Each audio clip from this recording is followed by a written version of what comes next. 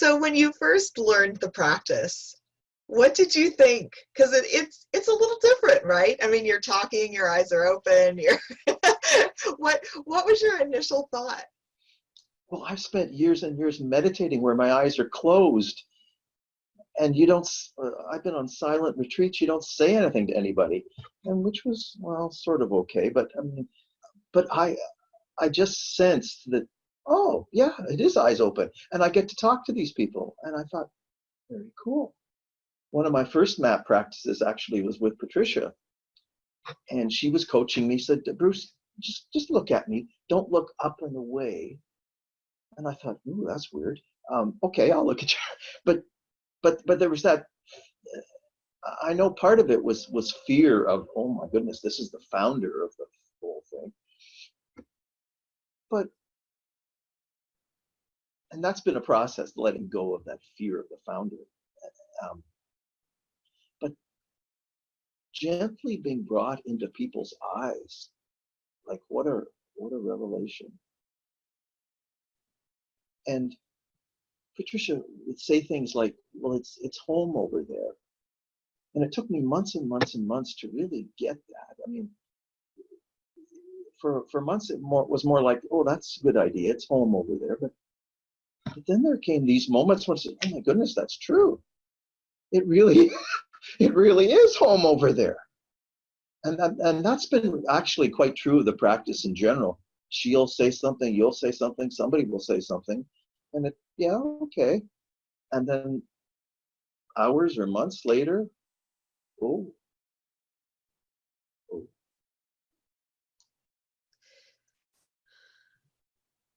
Yeah.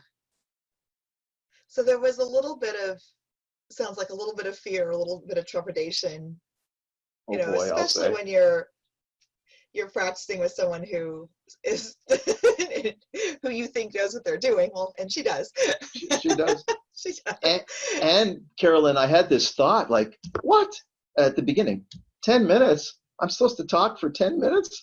I'm going to run out of things to say after 2 minutes. And geez, especially at the beginning, there was a lot of rehearsing.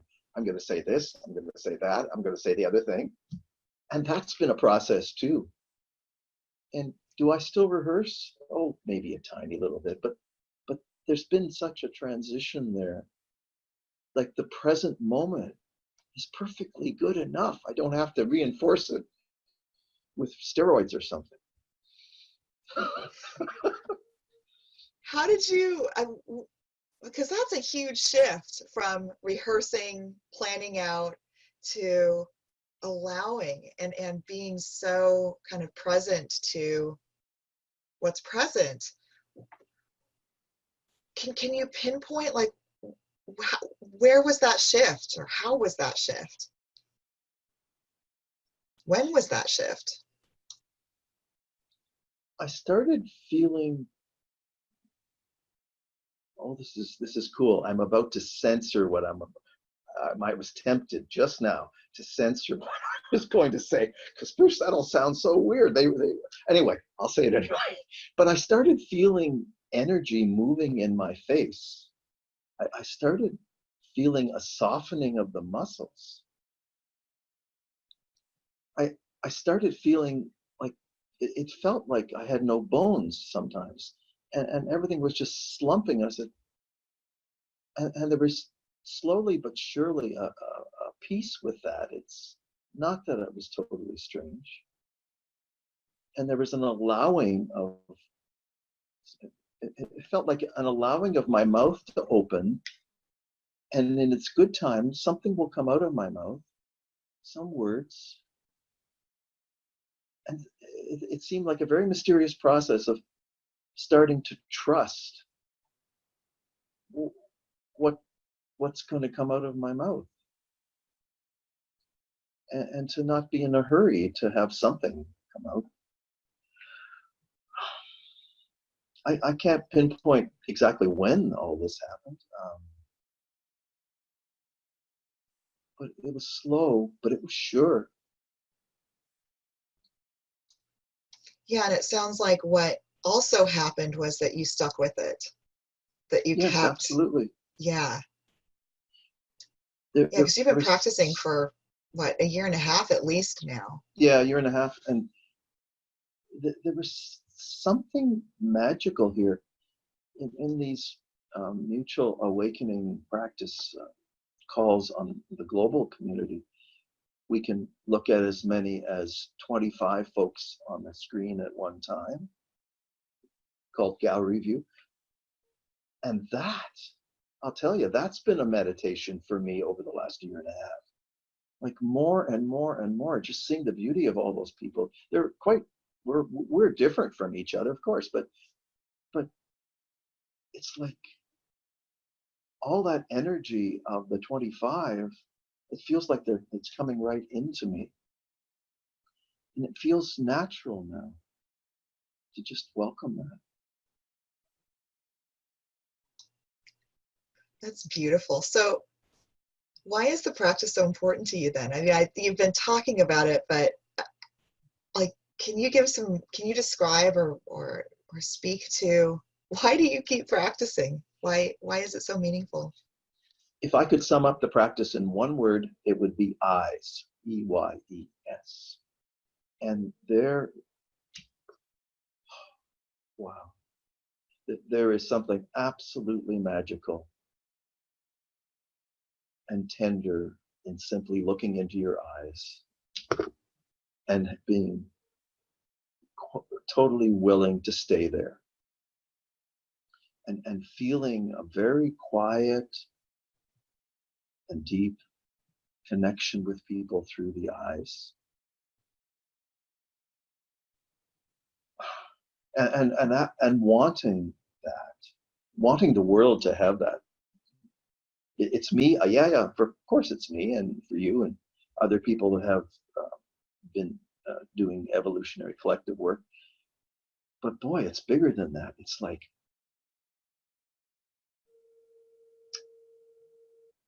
going to the coffee shop and just all sorts of folks are there and wanting that level of contact, that sweetness with them too. And how can this spread across the world? Yeah.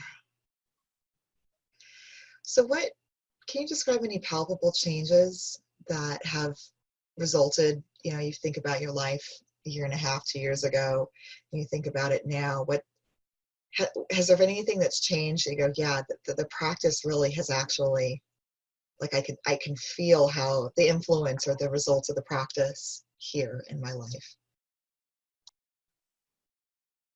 One very simple thing is my knee-jerk tendency now is to go towards people.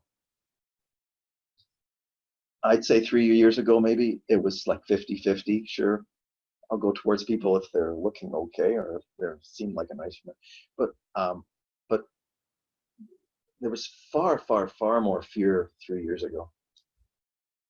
And I see the practices just having me like naturally now sort of float over to people. That's where I want to be.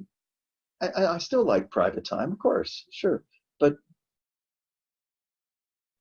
that's very. Oh, it's just happened. I don't know how it's happened. And one more thing.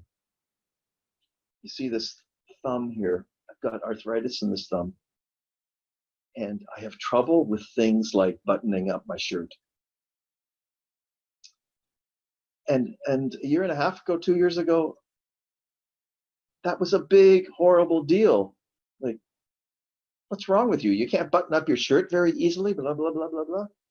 And now it's just pain in my thumb and slower doing up the buttons. And it's no big deal because there's bigger fish to fry, far bigger fish to fry. It's just a thumb. I've got a spare over here on the other side.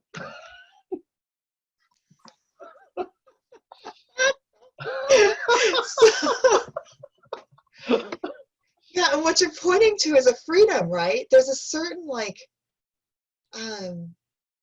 it's not about not caring, but it's like being in right relationship with Yeah, some of these pieces of the human existence, that you're in a larger, what I'm hearing is that you're in a larger field. I am. It's a very large field. It's like that Buddhist image of you take a glass of water and put some salt in it, and it tastes really salty. But you take a big lake and you put some salt in it, and well, Right. I don't taste any difference. Um, Yes. and this is cool. I just forgot what I was going to say to you, and I've still forgotten it. It doesn't matter. That's a big change. Like, rather than my history is, Bruce, you had a good idea there. You were going to communicate that to Carolyne, and where did it go? And how come you can't remember things and you're getting old and blah, blah, blah, blah, blah. No, it's just, oh, well, maybe it'll come back during this conversation and maybe it won't. Oh, oh. Yeah, that's huge. It is. It's the things that were huge, like pain in the thumb, are there. I mean, it's still there, but it's a lot smaller. And I think this work we've been doing has made a huge contribution to that being true. I still can't remember what I was going to say. If it comes, it comes, and if it doesn't, that's part of being an emergence, right? Yep. If it's supposed to be here, it'll be. So one final question that I'm super curious about for you, Yeah. is if you were talking to someone who was new to the practice or considering doing the practice, who might have been like you, 2 years ago, kind of going, what is this? What do I have to rehearse what I'm going to say about what's emerging? Yeah. What would you say to them? Like, what is it for you that was so compelling to keep going and keep going? And what would you offer people who are beginning that journey? I would tell them that I've noticed a climbing of my happiness. That it's clear to me that I was far more inwardly focused on that big question. How am I doing? How am I doing now? How am I doing in this moment? That question is still there, but it's not as loud. It's like, so part of it is, I'm noticing, ooh, I seem to be different. I seem to be a new chapter of Bruce or something. But there's far, far bigger than that. I feel part of making a contribution on this planet Earth that reaches, I hope, lots and lots of people. And it's not just friends and relatives and neighbors and stuff. I really get a sense I'm participating in something very large. And I would ask them to reflect on, what do you think that would be like? Is that something you think you would like in your life? Like not just always being on the receiving end of stuff, but thinking, wow, I could be on my deathbed and be dying and say, well, I don't like dying, but it's been good. I have contributed. So I would try to, I think, get them in touch with